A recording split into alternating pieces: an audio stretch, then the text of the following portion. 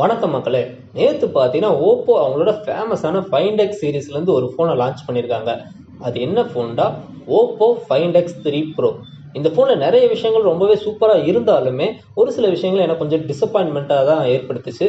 அதெல்லாம் என்னென்ன விஷயங்கள் பார்க்கறதுக்கு முன்னாடி இந்த ஃபோனோட ப்ளஸ் பாயிண்ட்ஸை பற்றி பார்க்கலாம். அதில் ஃபர்ஸ்ட் என்னன்னா கேமராஸ். வழக்கம் போல் இந்த ஃபோனில் பேக்கில் 4 கேமரா தான் கொடுத்துருக்காங்க. மெயின் கேமரா பார்த்தீங்கன்னா 50 மெகா பிக்சல் சென்சார். இது பார்த்தீங்கன்னா சோனியோட IMX766 சென்சார் தான். இது ஒரு கஸ்டம் சென்சார். இந்த ஃபோனுக்காகவே சோனிட்ட இருந்து ஸ்பெஷலாக செய்ய சொல்லி வச்சிருக்க சென்சார் தான். இதுலேருந்து வர ஃபோட்டேஜ் பார்த்தீங்கன்னா ரொம்பவே தாறுமாறாக இருக்குது. சூப்பரான டைனாமிக் ரேஞ்ச், அருமையான கலர்ஸோட இருக்குது, டீட்டெயில்ஸுமே நிறைய இருக்குன்ட்டு மிஸ்டர் உஸ்துபாஸ் அவரோட வீடியோவில் சொல்லியிருந்தாரு. ஸோ மெயின் கேமரா ஃபோட்டேஜ் வந்து ரொம்பவே சூப்பராக இருக்கும். ஆனால் இது எல்லா கேமராலும் இருக்குதான். இதில் என்ன ஸ்பெஷலாக கொடுத்துருக்காங்கன்னு பார்த்தீங்கன்னா செகண்டரியா இன்னொரு 50 மெகா பிக்சல் சென்சார். இது ஒரு அல்ட்ரா வைட். இது பார்த்தீங்கன்னா சோனியோட IMX766. எஸ், அந்த மெயின் கேமரால என்ன சென்சார் கொடுத்துருக்காங்களோ அதே கேமரா தான் இந்த அல்ட்ரா வைட்லையும் கொடுத்துருக்காங்க. ஸோ மெயின் கேமரால என்ன பர்ஃபார்மன்ஸ் கிடைக்குமோ அதே ஒரு பர்ஃபார்மன்ஸ், அதே கலர்ஸ், அதே டைனாமிக் ரேஞ்சோட அல்ட்ரா வைட் கிடைக்கும்னு சொல்லலாம். ஸோ இண்டஸ்ட்ரியிலே பெஸ்ட்டான அல்ட்ரா வைட் இதுதான் சொல்லலாம். இந்த ஐடியா வந்து எனக்கு முன்னாடியே தோணுச்சு. மெயின் கேமராலேருந்து வர ஃபோட்டேஜ் அளவுக்கு மற்ற அல்ட்ரா வைடும் சரி, செல்ஃபி கேமராலையும் அந்த அளவுக்கு இருக்காது. ஸோ நான் என்ன யோசிச்சேன்னா, மெயின் கேமரால இருக்க அதே சென்சாரை செல்ஃபி கேமராலையும் கொடுத்தா செல்ஃபி கேமரா சூப்பராக இருக்குமே, பெஸ்ட்டான செல்ஃபியாக இருக்குமே யோசிச்சிருக்கேன். ஓப்போ இப்போ அதை தான் ஃபாலோ பண்ணியிருக்காங்க, பட் அல்ட்ரா வைடுக்கு. ஸோ ஓப்போ இவங்க ஃபர்ஸ்ட் டைம் கொண்டு வந்தனால இனிமே வர நிறைய ஃபோன்ஸில் இதே மாதிரியான பண்ணுவாங்கன்னு எதிர்பார்க்கலாம். அந்த மாதிரி வந்துச்சுன்னா உண்மையிலே சூப்பராக இருக்கும். எல்லா சென்சாருமே தாறுமாறாக இருக்கும். அடுத்து மூணாவது பார்த்தீங்கன்னா 13 mega pixel optical zoom sensor. இது பார்த்தீங்கன்னா 2x ஆப்டிக்கல் ஜூம் கிடைக்கும் வெப்சைட்டில் போட்டிருக்கு. மிஸ்டர் உஸ்துபாஸ் என்ன சொல்லியிருக்காண்டா, இது 3x வரைக்குமான ஆப்டிக்கல் ஜூம் பண்ணும் அப்படின்னு சொல்லியிருக்காரு. பட் இது 50x இல்லை 100x வரைக்குமான டிஜிட்டல் ஜூம் எதுவுமே கிடையாது. ஒரு 2x 3x ஆப்டிக்கல் ஜூம் மட்டும்தான் கிடைக்கும்னு சொல்லியிருக்காங்க. அடுத்து பார்த்தீங்கன்னா நாலாவது ஒரு 3 மெகா பிக்சல் மேக்ரோ கேமரா கொடுத்துருக்காங்க. மேக்ரோ சென்சார் வெறும் 3 மெகா பிக்சல் தானே அப்படின்னு உங்களுக்கு தோணும். பட் உண்மையிலே இது ரொம்ப சூப்பரான மேக்ரோ கேமரா. ஏன்னா ரொம்ப க்ளோஸ்அப்பான ஷார்ட்ஸ் எடுக்க முடியும். எந்த அளவுக்குன்னா உங்கள் ஷர்ட் பக்கத்தில் கொண்டு போனீங்கன்னா அந்த ஷர்ட்டில் இருக்க நூல் த்ரெட்டு தெரிகிற அளவுக்கு ஒரு மேக்ரோ க்ளோஸ்அப்பான ஷார்ட்ஸ் எடுக்க முடியும்னு சொல்கிறாங்க. பட் இவ்வளோ க்ளோஸ் அப் போனால் மேக்ரோ கேமராவுக்கு லைட் தேவைப்படுமே. அதனால தான் என்ன பண்ணியிருக்காங்கன்னா அந்த மேக்ரோ கேமராவை சுற்றியே சின்னதாக ஒரு LED லைட் வச்சுருக்காங்க, ஃப்ளாஷ் இல்லாமல். இதன் மூலம் அவங்களுக்கு லைட்டும் கிடைக்கும், அதே சமயம் க்ளோஸ்அப்பான ஷார்ட்ஸும் கிடைக்கும். இண்டஸ்ட்ரியிலே இதுதான் பெஸ்ட்டான ஒரு மேக்ரோ கேமரா அப்படின்னு மிஸ்டர் உஸ்துபாஸ் சொல்லியிருக்காரு. அந்த மாதிரி இருந்துச்சுன்னா ரொம்ப சூப்பராக இருக்கும். ஃப்ரண்ட்டில் பார்த்தீங்கன்னா 32 மெகா பிக்சலுக்கான செல்ஃபி கேமராவும் கொடுத்துருக்காங்க. ஸோ ஓவராலாக கேமராஸ் வரப்போ ரொம்பவே இம்ப்ரெசிவாக பண்ணியிருக்காங்க. வீடியோ கெப்பாசிட்டி வரப்போ 4K 60 வரைக்கும் பேக்கில் எடுக்க முடியும். ஃப்ரண்ட்டில் 1080p 30 வரைக்கும் தான் எடுக்க முடியும். வேற என்ன நல்லா கொடுத்துருக்காங்கன்னு பார்த்தீங்கன்னா டிஸ்பிளே. இதில் 6.7 இன்ச்சுக்கான LTPO AMOLED டிஸ்பிளே கொடுத்துருக்காங்க. 120 ஹெர்ட்ஸ்க்கான ரெஃப்ரெஷ் ரேட் இருக்கு. HD10+ சப்போர்ட்டுமே இருக்கு. அது மட்டும் இல்லாமல் இந்த டிஸ்பிளே 1 பில்லியன் கலர்ஸ் அக்யூரேட்டாக இருக்குன்னு சொல்றாங்க. ஸோ இதுலேருந்து படம் பார்த்தாலும் சரி, இல்லை வேற ஏதாவது ஸ்ட்ரீமிங் கண்டென்ட் பார்த்தாலும் சரி, கலர்ஸ்லாம் பாப்அப் ஆகி டீட்டெயில்ஸாக ரொம்பவே சூப்பராக இருக்கும்னு சொல்றாங்க. மீடியா கன்சப்ஷனுக்கு இந்த டிஸ்பிளே தாறுமாறாக இருக்கும். அதுவும் இல்லாமல் பிரைட்னஸ் பார்த்தீங்கன்னா 50 நட்ஸ்லேருந்து 1300 நட்ஸ் வரைக்குமான பீக் பிரைட்னஸ் கிடைக்கும்னு சொல்கிறாங்க. ரெசல்யூஷன் பார்த்தீங்கன்னா 1440p, அதாவது Quad HD+ ரெசல்யூஷன் கொடுத்துருக்காங்க. 6.7 இன்ச்சுன்றது ரொம்பவே பெரிய டிஸ்பிளேவாக இருந்தாலுமே 20:9 ஆஸ்பெக்ட் ரேஷியோவில் கொடுத்துறதுனால கையில் ஹோல்ட் பண்ணி யூஸ் பண்ணுறதுக்கு கொஞ்சம் ஈஸியாகவே இருக்கும்.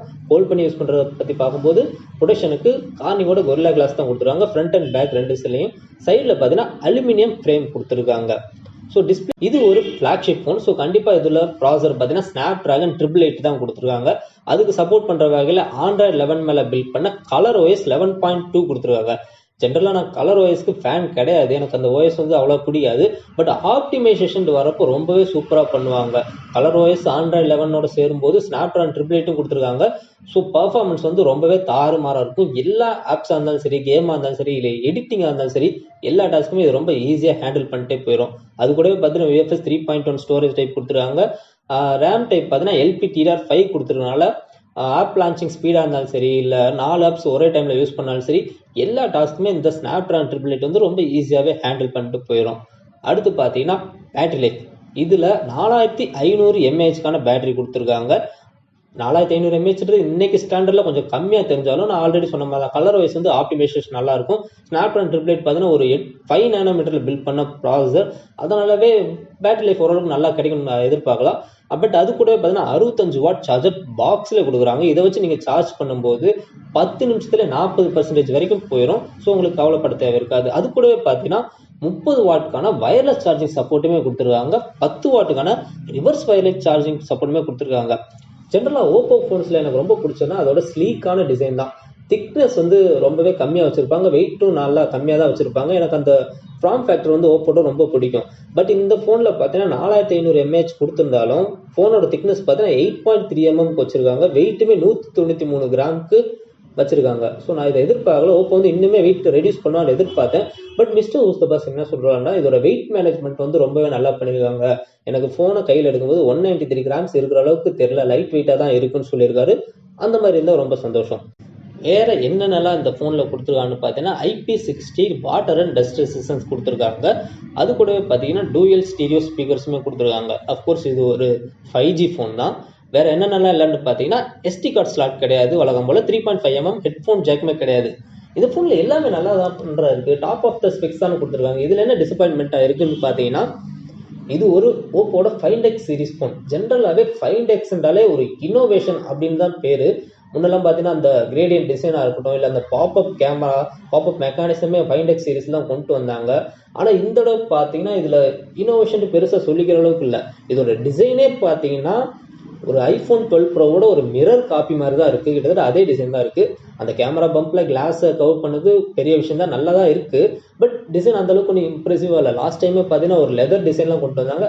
அந்த மாதிரி இந்த தடவை ஒன்றுமே பெருசாக ஒன்றும் இல்லை டிசைனில். டிஸ்பிளே பார்த்தீங்கன்னா லாஸ்ட் டைம் Find X2 ப்ரோவில் என்ன இருந்துச்சோ சேம் டிஸ்பிளே தான் கொண்டு வந்திருக்காங்க. ஒரு சேஞ்சுமே இல்லை. அந்த 1 பில்லியன் கலர் கொடுத்துருக்காங்களே தவிர டே டு டே யூசேஜ் அதை பெருசாக யாரும் நோட்டீஸ் பண்ண போகிறது இல்லை. ஸோ டிஸ்பிளே சேம் டிஸ்பிளே தான் இருக்குது. பர்ஃபார்மன்ஸ் வந்து ரொம்ப பெரிய பூஸ்டப் கிடையாது. பேட்டரி சார்ஜ் எல்லாமே லாஸ்ட் இயர்லேருந்து அதே தான். கேமரா மட்டும் இம்ப்ரூவ் பண்ணியிருக்காங்க. கண்டிப்பாக அந்த அல்ட்ரா வைடில் இம்ப்ரூவ் தெரியுமே தவிர மெயின் கேமரா மேக்ரோ ரொம்ப பெரிய யூஸ்லாம் கிடையாது. ஸோ இது வந்து என்னோட ஓப்போட Find X3 ப்ரோன்னு அக்செப்ட் பண்ணிக்க முடியல. மேபி ஒரு Find X2 pro plus or max அந்த மாதிரி சொல்லியிருந்தா பரவாயில்ல. Find X3 சொல்றதுக்கு ஒரு ஜஸ்டிஃபையே இந்த ஃபோனில் இல்லைன்னு தான் சொல்லணும். ஜென்ரலாகவே ஓப்போட Find X2க்கும் OnePlusோட அடுத்த சீரீஸ்க்கும் தான் ஒரு ஈக்குவலான இது வரும். மேபி இதே ஃபியூச்சர் பார்த்தீங்கன்னா OnePlus 9 ப்ரோவில் இருக்கலாம். அதனால பார்த்தீங்கன்னா OnePlus 9 ப்ரோ வாங்குறது பெட்டர்னு தோணுது. ஏன்னா இதோட ப்ரைஸிங் பார்த்தீங்கன்னா யூஎஸ்ல 8GB RAM 256GB ப்ரைஸிங் $1100 கொடுத்துருக்காங்க. $1100ன்றது ஐஃபோன் 12 ப்ரோக்கு ஈக்குவலான ப்ரைஸிங் தான். ஆனால் அது யூஎஸ்ல. இந்தியாவுக்கு வரும்போது கண்டிப்பாக ஐஃபோனோட சீரீஸ்க்கு அளவுக்கு ப்ரைஸ் வராது. மேபி ஒரு 70,000 80,000க்குள்ளே இந்த ஃபோனோட ப்ரைஸிங் இருக்கும். அப்படி பார்த்தாலுமே OnePlus 9 ப்ரோ 60,000 65,000க்குள்ள தான் ப்ரைஸிங் இருக்கும். ஸோ எல்லாருக்குமே OnePlus 9 ப்ரோ வந்து ஒரு பெட்டர் வேல்யூ ஃபார் மணியாக இருக்கும். இது ஒரு கிரேட்டான phone, but skip this great phone. Okay, உங்களோட தாட்ஸ் என்னன்னு கீழே கமெண்ட்டில் சொல்லுங்கள். இந்த வீடியோ பிடிச்சா லைக் பண்ணிட்டு உங்கள் நண்பர்களுக்கும் ஷேர் பண்ணுங்கள். அடுத்து நல்ல ஒரு வீடியோவில் பார்க்கலாம். தேங்க்ஸ் ஃபார் வாட்சிங்.